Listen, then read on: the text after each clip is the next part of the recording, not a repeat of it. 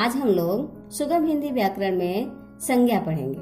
संज्ञा जो कि विकारी शब्द है और विकारी शब्द जो लिंग वचन कारक के साथ बदलता रहता है, संज्ञा शब्द भी लिंग वचन कारक के साथ बदलता रहता है। संज्ञा का अर्थ होता है नाम या पहचान।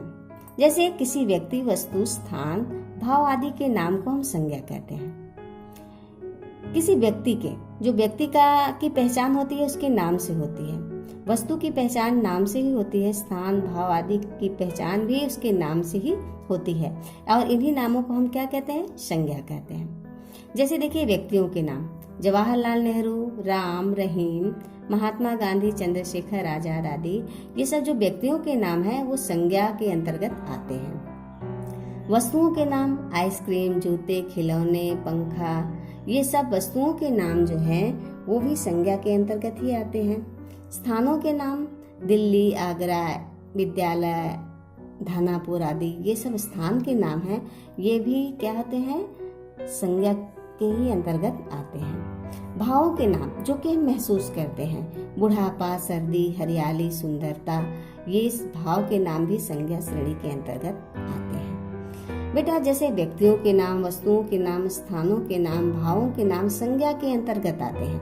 किसी में एक विशेष व्यक्ति के बारे में बात कही गई है, किसी में समूह का बोध कराया जा रहा है और किसी में भाव का बोध कराया जा रहा है। इसी आधार पर संज्ञा को हम अलग अलग भागों में बांटते हैं। तो संज्ञा के भेद हैं व्यक्तिवाचक संज्ञा, जातिवाचक संज्ञा और भाववाचक संज्ञा। अच्छा, संज्ञा के 3 भेद हैं। तो पहले हम देखते हैं व्यक्तिवाचक संज्ञा। वे संज्ञा शब्द जो किसी विशेष व्यक्ति, वस्तु, स्थान का बोध कराते हैं उन्हें हम व्यक्तिवाचक संज्ञा कहते हैं। किसी विशेष व्यक्ति, वस्तु या स्थान का जब बोध होता है तो वो व्यक्तिवाचक संज्ञा के अंतर्गत आता है। जैसे एपीजे अब्दुल कलाम जो कि हमारे देश के राष्ट्रपति थे, वो एक विशेष व्यक्ति के बारे में यहाँ बात की जा रही है, तो यहाँ पे व्यक्तिवाचक संज्ञा है। नेहा हमारी मित्र है, ये भी व्यक्तिवाचक संज्ञा की श्रेणी में आ गया। श्याम मेरा भाई है, व्यक्तिवाचक संज्ञा की श्रेणी में आ गया। उसी तरह आगरा, ताजमहल, आगरा, वाराणसी आदि जो नाम हैं वो व्यक्तिवाचक संज्ञा की श्रेणी में आते हैं। उसके बाद जातिवाचक संज्ञा। वे शब्द जो अपनी संपूर्ण जाति के लिए प्रयोग में लाए जाते हैं उन्हें जातिवाचक संज्ञा कहते हैं। जैसे शहर में किसी एक शहर का नाम नहीं लिया गया है, पूरे शहर का यहाँ समूह का बोध हो रहा है, तो ये शहर शब्द जो है वो जातिवाचक संज्ञा के अंतर्गत आता है। गांव एक गांव का नाम नहीं है, यह गांव पूरे गांव का बोध करा रहा है, पूरे गांव की संपूर्ण जाति का बोध हो रहा है, तो ये भी जातिवाचक संज्ञा के अंतर्गत आ गया। विद्यालय एक विद्यालय का नाम नहीं है, बहुत सारे विद्यालय इसके अंतर्गत आ सकते हैं, तो ये भी जातिवाचक संज्ञा। जानवर, एक जानवर के बारे में बात नहीं की जा रही है, पूरे जानवर के समूह का बोध हो रहा है, तो ये भी जातिवाचक संज्ञा की श्रेणी में आता है। तो बेटा देखो, किसी विशेष व्यक्ति के बारे में जब बात की जाए तो वो व्यक्तिवाचक संज्ञा, और उसके समूह के बारे में जब बात की जाए तो ये जातिवाचक संज्ञा होती है। अब देखते हैं भाववाचक संज्ञा। वे संज्ञा शब्द जो किसी व्यक्ति, वस्तु या स्थान के गुण, दोष, भाव और अवस्था को बताते हैं उन्हें हम भाववाचक संज्ञा कहते हैं। व्यक्ति, वस्तु, स्थान के गुण, दोष या भाव जो है या अवस्थाएं जो है उन्हें हम भाववाचक संज्ञा कहते हैं। जैसे ईमानदारी मनुष्य का सबसे बड़ा गुण है, तो ये ईमानदारी शब्द जो है वो भाववाचक संज्ञा की श्रेणी में आता है। लगन, बुढ़ापा, मधुरता, मिठास, लंबाई, हरियाली आदि ऐसे शब्द जो होते हैं वो भाववाचक संज्ञा की श्रेणी में आते हैं।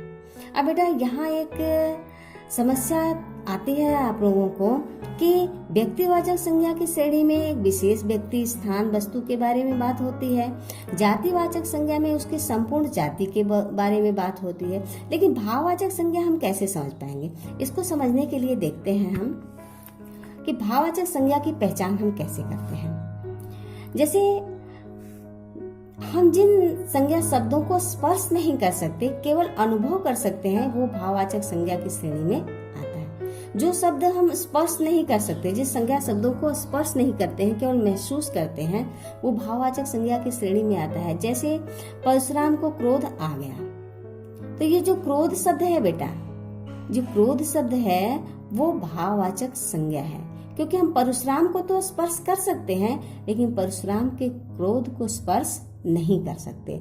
और जिसको हम केवल हम स्पर्श नहीं कर सकते, अनुभव कर सकते हैं, वो भाववाचक संज्ञा की श्रेणी में आता है।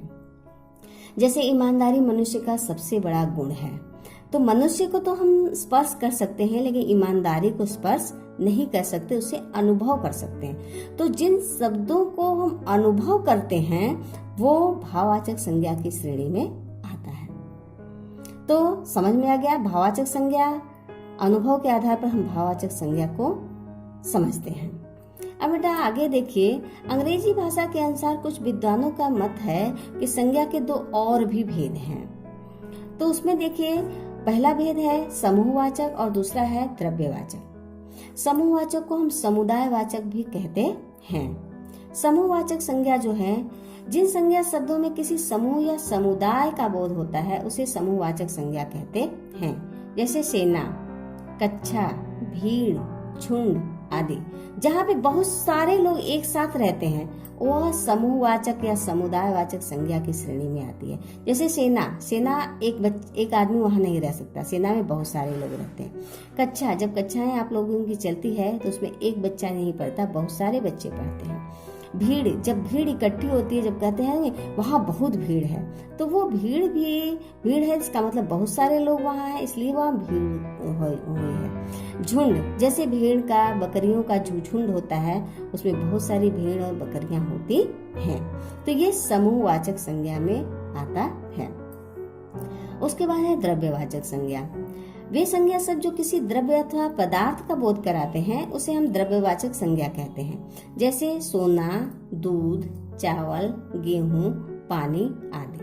जो सोना, दूध, चावल, गेहूं, पानी आदि हैं, ये द्रव्यवाचक संज्ञा की श्रेणी में आते हैं। द्रव्यवाचक संज्ञा, जैसे कि साइंस में आप लोग पढ़ते हैं ठोस, द्रव्य और गैस, धातु और अधातु, उसके अंतर्गत जितने भी शब्द आते हैं वो द्रव्यवाचक संज्ञा की श्रेणी में आते हैं।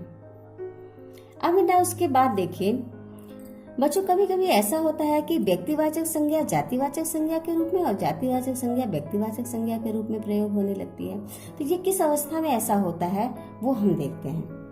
कोई व्यक्ति किसी ऐसी विशेषता, गुण या अवगुण का प्रतिनिधित्व करने लगता है कि वह नाम व्यक्ति विशेष न होकर के जातिवाचक संज्ञा बन जाता है। जैसे भारत तो सीता सावित्री का देश है। सीता और सावित्री एक व्यक्तिवाचक संज्ञा है, लेकिन ये सेंटेंस जो बना, भारत तो सीता सावित्री का देश है, अर्थात पूरे भारत की बात कही जा रही है, तो यहाँ पे सीता और सावित्री व्यक्तिवाचक न रह करके क्या हो गई, जातिवाचक संज्ञा हो गई। दूसरा उदाहरण है, आज के समय में हमारे देश में हरिश्चंद्रों की कमी है। तो आज के समय में हमारे देश में, अपने देश, पूरे देश की बात की जा रही है। हरिश्चंद्र जो शब्द है वो व्यक्तिवाचक है, लेकिन पूरे जब देश के साथ हरिश्चंद्रों की बात बताई जा रही है कि हरिश्चंद्रों की कमी हो गई है, तो ये यहाँ व्यक्तिवाचक न रह करके जातिवाचक संज्ञा की श्रेणी में आ जाता है। उसी तरह दूसरा है, जातिवाचक संज्ञा का व्यक्तिवाचक संज्ञा के रूप में प्रयोग होने लगता है कभी कभी। तो कई बार कुछ जातिवाचक संज्ञा शब्द किसी व्यक्ति विशेष अथवा स्थान विशेष के अर्थ में ऋण होकर के वे जाति का बोध न कराकर एक विशेष व्यक्ति या विशेष स्थान का बोध कराते हैं, तो वो जो है जातिवाचक संज्ञा न रह करके व्यक्तिवाचक संज्ञा की श्रेणी में आ जाते हैं। जैसे नेहरू जी हमारे देश के प्रथम प्रधानमंत्री थे। तो नेहरू जो है, बहुत सारे लोगों की टाइटल नेहरू होगी, लेकिन यहाँ नेहरू जी हमारे देश के प्रथम प्रधानमंत्री थे, ये पूरे वाक्य से है। नेहरू जी का अर्थ ये हो गया कि पंडित जवाहरलाल नेहरू के बारे में यहाँ बात की जा रही है। तो ये नेहरू जी शब्द जो है जातिवाचक न होकर के व्यक्तिवाचक की श्रेणी में आ जाता है। दूसरा उदाहरण के साथ देखते हैं, हजारों की संख्या में लोग पुरी जाते हैं। हजारों की संख्या में लोग पुरी जाते हैं। पुरी, जगन्नाथपुरी, कैलाशपुरी, कई ठिपुरी हैं। तो ये जो है जातिवाचक संज्ञा है, लेकिन हजारों की संख्या में लोग पुरी जाते हैं, अर्थात यहाँ जगन्नाथ पुरी के बारे में बात की जा रही है। तो ये पुरी शब्द जो है जातिवाचक न रह करके क्या हो जाता है, व्यक्तिवाचक हो जाता है। अब देखते हैं उसके आगे भाववाचक संज्ञा बनाने के नियम। अब भाववाचक संज्ञा हम कैसे बनाते हैं, तो भाववाचक संज्ञा बनाने के 5 नियम होते हैं। अब हम देखते हैं जातिवाचक संज्ञा से भाववाचक संज्ञा बनाना। जैसे बच्चा जातिवाचक संज्ञा है और इसको हम जब भाववाचक में बनाते हैं तो ये बचपन हो जाता है। बूढ़ा बुढ़ापा, शत्रु शत्रुता। तो जातिवाचक संज्ञा को हम भाववाचक संज्ञा में इस तरह से बदलते हैं। सर्वनाम शब्दों से भाववाचक संज्ञा बनाना, जैसे अपना सर्वनाम शब्द है और अपनापन भाववाचक संज्ञा। निज जो है सर्वनाम शब्द है, निजत्व भाववाचक संज्ञा। मम सर्वनाम शब्द का भाववाचक संज्ञा क्या हो जाएगा, ममत्व हो जाएगा। क्रिया शब्दों के से भाववाचक संज्ञा बनाना, जैसे सिलना क्रिया शब्द है और सिलाई भाववाचक संज्ञा। तो सिलना क्रिया शब्द का भाववाचक क्या हो जाएगा, सिलाई। हंसना का भाववाचक हो जाएगा हंसी। खेलना का खेल। ये भाववाचक संज्ञाएं हो जाएंगे। विशेषण शब्दों से भाववाचक संज्ञा बनाना, जैसे सुंदर, यह फूल सुंदर है, तो सुंदर का भाववाचक क्या बन जाएगा, सुंदरता। प्यासा का भाववाचक क्या बन जाएगा, प्यास।